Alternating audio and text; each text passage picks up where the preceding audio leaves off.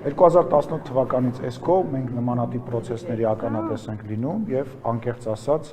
լուրջ չենք վերաբերվում, որովհետեւ մենք լուրջ վերաբերվում ենք միայն Հայաստանի Հանրապետության ժողովրդի ձայնին։ Իսկ ձեր նշած երկու քաղաքացիները որևիցե ժողովրդական զանգված չեն ներկայացնում։ Նրանք քաղաքացիական պայմանագրի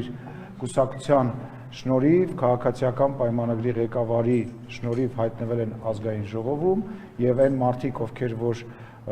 իրենց ձայն են տվել դրա համար վստահ եմ հաջորդ անգամ ձայն չեն տալու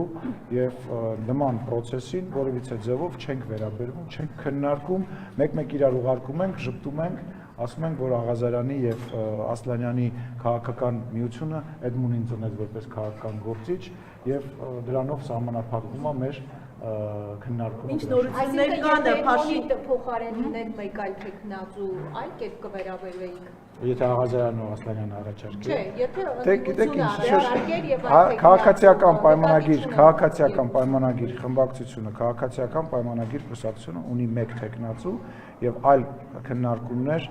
ոչ ունենում է, ոչ դրա մասին խոսում է, ոչ էլ մնացածի ներքին խժդժությունների, ներքին պայքարների, իրար զանգելու,